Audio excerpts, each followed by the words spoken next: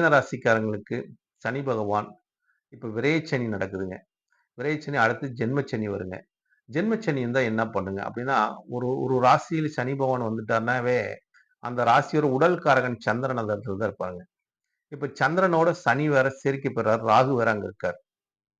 அப்ப சந்திரன், சனி சேர்க்கை பெற்றாவே புனர்பூ தோஷம்னு சொல்லுவோம். அதாவது புனர்பூ சந்திரன், சனி சந்திரன் வந்து ஒரு வேகமா பயணிக்கக்கூடிய ஒரு கிரகங்க.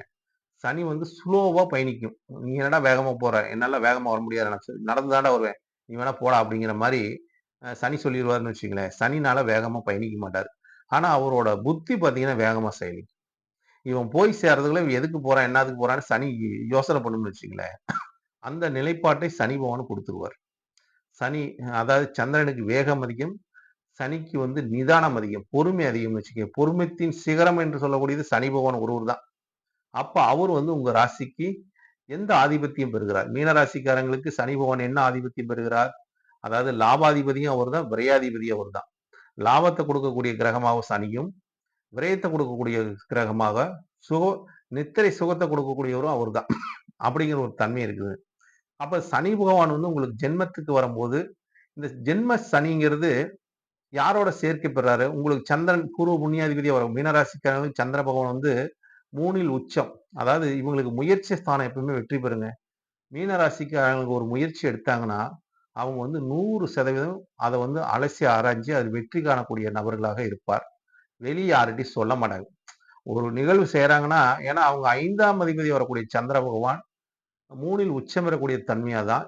அதாவது அவருக்கு 8ஆம் இடத்தில் நீச்சம் பெறக்கூடிய தன்மை மீனராசிக்காரங்கனால, எந்த ஒரு விஷயத்தையும் அதிகம் வெளியில பகிர்ந்து கொள்ள மாட்டாங்க. யாருகிட்ட பகிர்ந்து கொள்ளணுமோ, அவங்ககிட்ட தான் பகிர்ந்து கொள்ளுவாங்க. அப்படிங்கிற ஒரு தன்மையில இருக்குன்னு வச்சுக்கங்களேன்.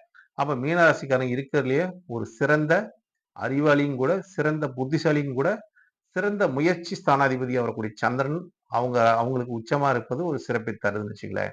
ஏன்னா 5ஆம் இடத்துல ஆட்சியும், 3ஆம் இடத்துல உச்சமும் இருக்கக்கூடிய ஒரு கிரகம், அவங்களுக்கு புத்தி சார்பா இருக்கும். தன்னோட முயற்சி சார்பா இருக்கும். வெற்றிகள் அதிகமா பெறக்கூடிய ராசி மீனராசிக்காரங்க தான். அப்ப இந்த மீனராசிக்காரங்களுக்கு இப்ப ஜென்ம சனியா வரக்கூடிய சனி பகவான், லாபாதிபதி, விரையாதிபதி சந்திரனோட சேர்க்கை பெற்றிருப்பது, இவங்களுக்கு எந்த மாரி ஒரு தன்மையை குடுக்கும் அப்படின்னா, உடல் ரீதியான ஒரு பிரச்சனையை குடுக்குங்க.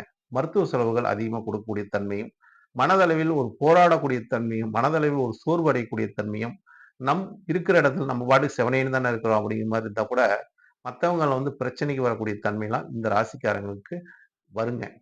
இதெல்லாம் இவங்க வந்து ஒரு முறியடிக்கக்கூடிய தன்மை எந்த மாரி முறியடிக்கலாம் அப்படின்னா, இவங்களுக்கு ஒரு ஆன்மீகத்த குறிக்கக்கூடிய இடம் எதுன்னு பார்த்தீங்கன்னா வச்சுக்கங்க, செவ்வாயோட வழிபாடு. அதாவது முருகனோட வழிபாடு சிறப்பை தரும். ஏன்னா, இவங்களுக்கு பாக்கியத்த குடுப்பதே